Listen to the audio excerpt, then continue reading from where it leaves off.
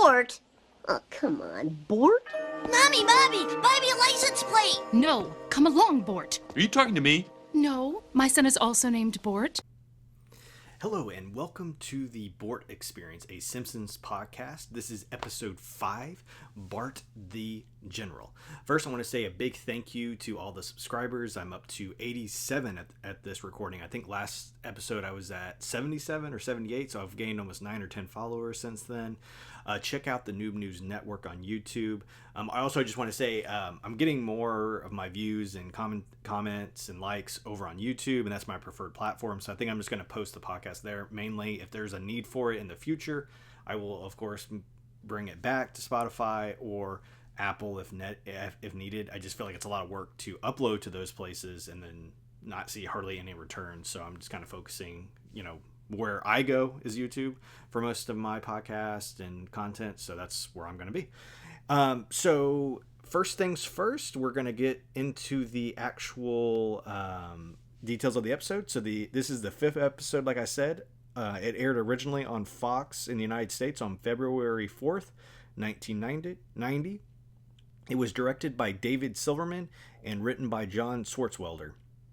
In the book that I mentioned kind of throughout this my show and everything, Stupid TV Be More Funny by Alan Siegel, this was one of the writers, I believe, I'd have to look it up, but I think he had written over I think either 40 or 60 episodes of the show. I think he has the most writing credits of anyone. He's a hilarious guy. He seems like a character. They talked about him in the book quite a bit and the episodes he did, and this is one of them, Bart the General. And spoiler, this is a fantastic episode, one of my favorites so far. And you could tell he used the entire canvas of the episode because there's no couch gag or chalk gag, I should say. We kind of get the Simpsons logo from the sky, and then we just get kind of straight into the action of the episode. And I had mentioned this, I think, on either the first episode or the second episode of the podcast, that the show does a good job of hey, if we need more time, we'll take away the couch gag or the chalk gag. If we need less, if we need some time to fill, we'll bring those in. So I think that's a good way as a writer, I would say, to fill the gaps, when you have to get 21 minutes of show into an episode. So the episode overview: Bart runs afoul of Nelson Muntz, the school bully. The first time we see Nelson, I don't remember him in any of the other episodes so far, who's, a very, poignant character throughout the series that we'll see over and over again as one of the bullies, who begins attacking Bart every day after school. Homer suggests fighting back, which does not work. Desperate for a solution, Bart visits Grandpa Simpson for advice. Grandpa takes Bart to meet Herman, who suggests that Bart rally all the school children and declare war on Nelson. Bart and his army attack Nelson and successfully manage to convince him to give up his bullying ways. So that's the quick, brief overview. I enjoyed this episode quite a bit, and for several factors. One, I studied history in college, so I'm a big World War II fan. Or not fan in terms of I liked what happened, but I just studying that history and knowing it. I enjoy a lot of World War II movies and documentaries and shows, and just learning about the history of the conflict. So that's kind of one element that kind of stuck out to me, why I enjoyed it. I also enjoyed the introduction of Grandpa Simpson along with Nelson. And we get some great lines that, will be remembered throughout Simpsons lore. I think this is the first time we hear Homer say dope when he doesn't get the cupcake that Lisa takes to school. And then just the, all the references, like I said, to World War II, and the pincer maneuver that Herman mentions on how they're going to attack Nelson. They use water balloons to finally get him out. And then that kind of takes me to the aspect of bullying in school, which for me, I was bullied very badly in school, and especially in elementary school. I went to an elementary school that got shut down, actually. It was a small school. Part of me is kind of I think it's funny that I got shut down just because it was such a horrible place for me. personally, but I'm sure other people don't feel that way, but just my experience was, it was terrible.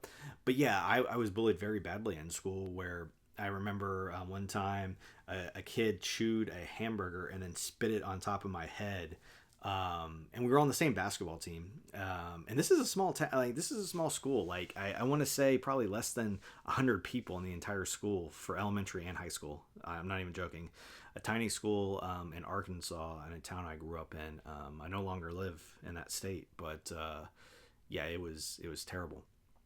I was also like choked. I was sitting at a school bus on a school bus, and then someone from behind, like, went like that and choked me. So, I know I've kind of brought up some serious, topics, and the show has brought up some serious topics. And bullying is one of those things where, back then when someone would bully you, you would either fight back or take it. And I feel like now schools, I think, take it a little bit more seriously, where, if you touch another student, that can be like an assault charge or they get expelled. But back then, growing up in the, in the 90s and early 2000s, it just, at least where I was going, there wasn't a lot of support. It seemed like the teachers didn't care or didn't try to, help the kids. So that this part of the episode, of the bullying aspect of it, really spoke to me in a way that, kind of like the depression episode that we talked about previously. And I think if you are dealing with bullying, you should, get help. But I just don't understand. It's hard for my mind to wrap my head around. And I know it's probably most likely that other kid is going through something themselves. But it's still crazy to me that people still bully kids. Because, you watch a movie, right? And they have that stereotypical bully. Or even in The Simpsons, you have the school bully.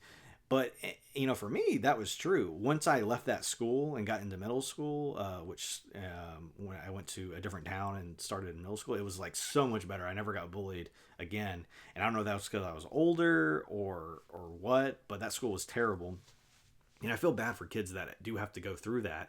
My college capstone, like senior project, was actually about bullying in schools. Originally, I was going to become a teacher, so that's why I did this. I did this based on a pretty decent sized school.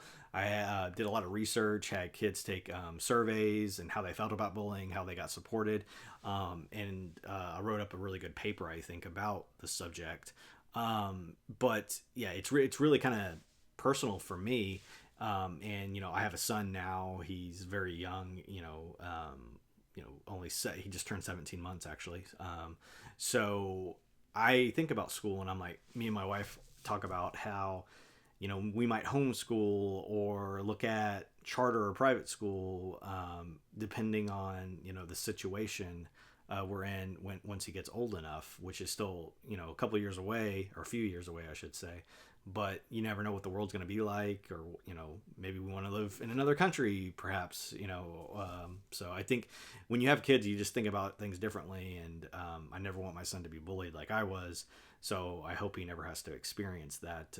It was very hard. And for anyone out there that is suffering from bullying, I hope you get help, and hopefully it's happening a lot less in today's society. I'm sure it still does happen, but I'm hopeful. But I do like how at least the kids banded together. A lot of times when someone, at least when in my experience, someone was happening, other people would just walk away or turn away or not help at all. So I do like the aspect of like combining that, like, hey, if we work together, we can, destroy or stop this enemy that's attacking us. And I know I'm already like almost 9 minutes into the episode, but I have to say my wife came through and got me another shirt. So we are doing great on shirt count in terms of our road to 800 shirts, new Simpsons shirts. So, and this one's a good one too, Bart Simpson, with especially with Bart the General. So that's kind of like my overall thoughts on the bullying and the history aspect of this episode.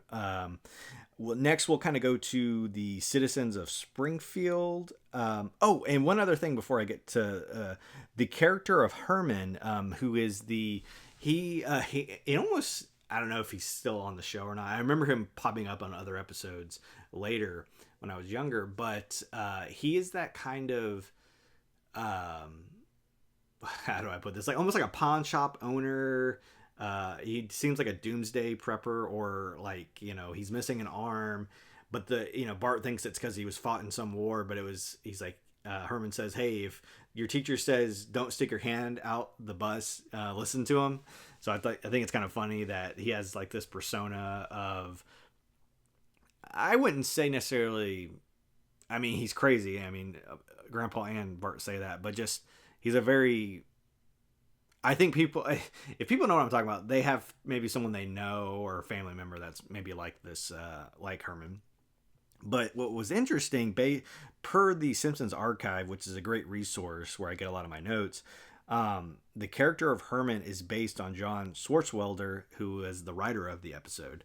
So in the book, Stupid TV Be More Funny, which I had mentioned earlier in this episode, I think John, once he left the show, he had like some cabin somewhere, and he's kind of out in the middle of nowhere, and I think someone wants to come visit him, and he keeps telling another writer on The Simpsons, it's like, no, don't come visit me. And I think it was during COVID or something. So he seems very off the grid kind of person, and a very unique mind. But he came up with a lot of great episodes of the show, so I'm thankful for him there. And I just thought it was interesting that this character was based off of that writer. So, like I said, the Citizens of Springfield, we have Dan Castanella as Homer Simpson and Grandpa Simpson, so he does both characters. We have Julie Carvener as Marge Simpson and the receptionist. We have Nancy Cartwright as Bart Simpson, Nelson Muntz and Lewis, Yardley Smith as Lisa Simpson, Harry Shearer as Otto, Principal Seymour Skinner, Jasper and Herman. We have Susie Blue as Weasel number 1, Joanne Harris as Weasel number 2, Richard and Lewis, and Pamela Hayden as Milhouse Van Houten, and she's credited as Boy. Like I said, I kind of mentioned earlier, I think Herman is a great character that I know pops up, and then also Grandpa, voiced by the same voice actor who does Homer. He's a great character and has some hilarious moments throughout the show. So the best joke, I have kind of two. One's from Grandpa. Quote, I thought I was too old. I thought my time had passed. I thought I'd never hear the screams of pain or see the look of terror in a man's eyes. Thank heaven for children. Grandpa Simpson. And this is in relation to when the kids are kind of going after Nelson with the balloons. They have like 200 balloons and kids are just like, waylaying on them. Nelson's two kind of lackeys like say, hey, we were just following orders. Very military, like, we were just following orders. Good soldiers follow orders, for all my Bad Batch, Clone Wars, Star Wars fans out there. And it's a great line from Grandpa. And I feel like this episode, he had some great lines, even if, he wasn't the main focus, but he was a big focus. Or his character loomed large, I feel like, over the episode. And then the very last scene of the episode was fantastic. And I know they do this on some of the Treehouse of Horror where they kind of break the fourth wall and like talk to the camera. I'm not sure how many times this happens throughout like regular episodes, maybe in the newer seasons. I'm not sure. I just don't remember this happening besides the disclaimers you would get at the beginning of some of the Treehouse of Horror episodes, which are the Halloween special, which I can't wait to get to, which I don't think we get in the first season. I don't think so, but the first season only has, I believe, 12 or 13 episodes, so we'll get through it and then find out. But like I said, it comes at the end of the episode. It's from Bart. He says, ladies and gentlemen, boys and girls, contrary to what you've just seen, war is neither glamorous nor fun. There are no winners, only losers. There are no good wars, with the following exception: the American Revolution, World War II, and the Star Wars trilogy. If you'd like to learn more about war, there's lots of books in your local library, many of them with cool, gory pictures. Well, good night, everybody. Peace, man. Bart Simpson. And that's kind of, it's hilarious. I love Star Wars, so I had to put that in there. It is probably the best war, right? War film franchise, I would have to say. But I thought the beginning part that, there are no winners, only losers, and I think that is very true. As a advanced society, I think we should be able to solve our problems without having conflict with other human beings. We should be able to come up with agreements that doesn't cause fighting, and so many times innocent civilians are the ones who get caught in a war. And I remember I was in, I served in the Army reserves for 8 years, and I never went to, Iraq or Afghanistan, but I knew people who did, and, just the things they experienced. I went to Korea myself on a mission, but war should be the last thing that should be on anyone's mind or anyone advocating for ever. It's 2025. I feel like I used to be a very pessimistic person, but I've become more optimistic by going to therapy and just, when you have children, if you're pessimistic, that's really sad because you want the world to be a great place for them. So you have to be optimistic, or you have to be positive, or you have to hope for a better world for them, for their sake. And I feel like, we can solve our problems without conflict. And I always envision, now that I'm more optimistic, a world similar to Star Trek where everyone does things for the betterment of humanity. And I know that's kind of like a pipe dream, or like, sunshine and rainbows type thinking, but I feel like we can get there. Maybe not my lifetime, hopefully maybe my son's, but like, I just hope that the world can step away from war in all its forms and just try to talk and be a civilized society. And I thought this end quote, while very funny, also had some very good points. And I keep saying this over, and we're only on the 5th episode. This show, at least in these, like, this golden era of The Simpsons, is very smart and doesn't talk down to its audience, where it's like they know what the world is, and these writers, you can tell, like, yeah, they're making jokes like probably every 30 seconds on the show, but they have something to say, and if you really listen and really pay attention, you can see that, and it's very profound, and it's crazy. And I just want to thank Alan Siegel so much, the author of Stupid TV Be More Funny, because I saw him, I saw a clip that he was on a podcast, the Ringer podcast, a Simpsons draft. And so I was like, oh, who's this guy? And they were talking about he wrote a book. I listened to the audiobook. It was fantastic. And it was the whole inspiration of this podcast. I know I've mentioned this before, but I'm so glad that happened, because it inspired me, and I'm enjoying watching the show again, because this show I watched as a kid, and like so many things went over my head, and as an adult and as a parent and just going through life, you get such a better appreciation of the show. So I implore you, if you haven't gone back and rewatched the episodes, do yourself a favor and do that, because they're so like interesting, and like they speak to you in different ways, especially if you've kind of had some life experience, or if you've gone through some things. I think The Simpsons is still so salient today. And I don't know, maybe later seasons it drops off. I don't know. Like I said, I haven't really caught up or stayed in tuned with the show since like this kind of beginning period, but I am so excited, even if it takes me, 15 years, 20 years to get through everything. I'm so happy that I'm on this journey. And hopefully you're enjoying it too.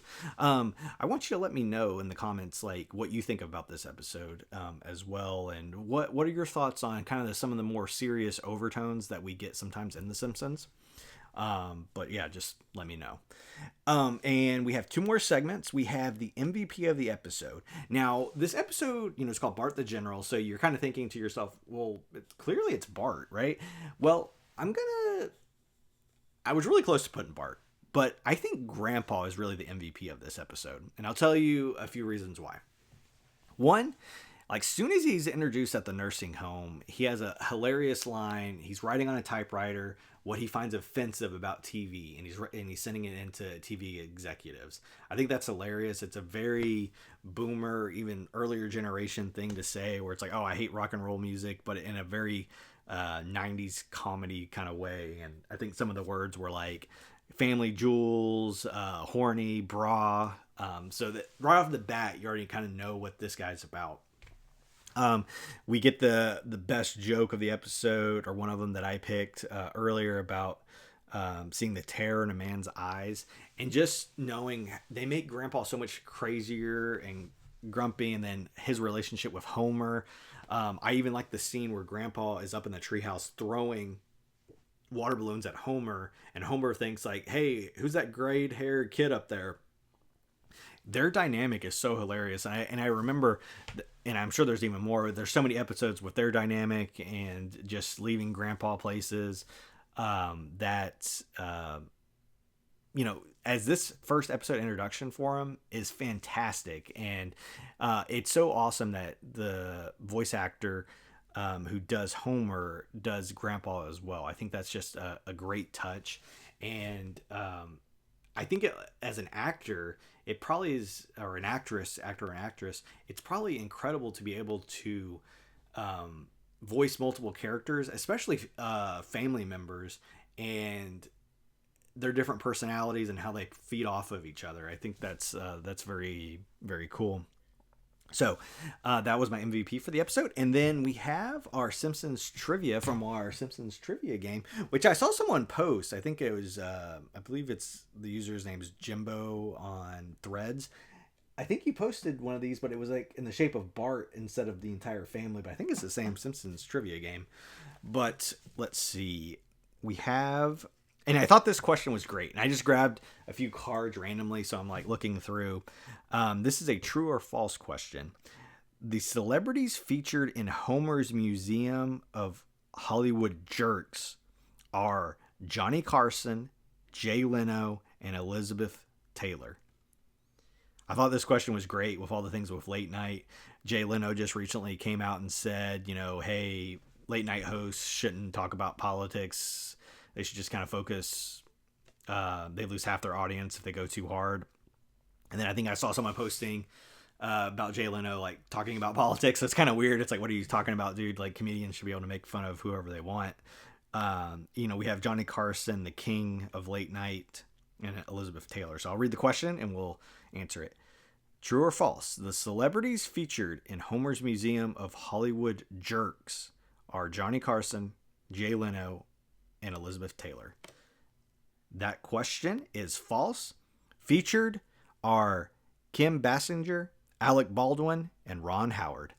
That's hilarious to me. I don't really know what episode this is from, but I can't wait to get to it. Ron Howard is a fantastic director. We have all that controversy with Alec Baldwin and his Rust movie recently, and I'm not really familiar with a lot of Kim Basinger's work. I'm sure if I saw the actress, I'd be like, oh, yeah. Sometimes I'm not the best with certain names unless it's just an actor that I've, followed or seen their movies. But overall, Bart the General was a fantastic episode. I can't wait for the next one. We'll see if my wife gets me another Simpsons shirt or not. I can kind of cheat because I have kind of the one that's more of a button-up, and I can wear other shirts with it, so I'll count that as other shirts, I guess. We'll see, though. But please let me know in the comments what you think about this episode, about The Simpsons. How are you doing? Were you bullied in school? Let me know down in the comments below. Also, I'm premiering, it should be aired by the time that this episode comes out on Monday at 9 a.m. A new series on the Noob News Network where it's Noob at Night clips, and it's pretty much me doing an introduction and then playing different clips from late night television, not just Stephen Colbert, but just all throughout all the different hosts and different jokes that I find funny. I posted one about Stephen Colbert explaining the Silmarillion that I thought was really hilarious that he had with Conan O'Brien. It's just something fun. I don't know how long I'll do that series, but I'm trying to do different things with the channel that are fun and exciting, and I hope you enjoy join the ride with me. Until next time, peace out.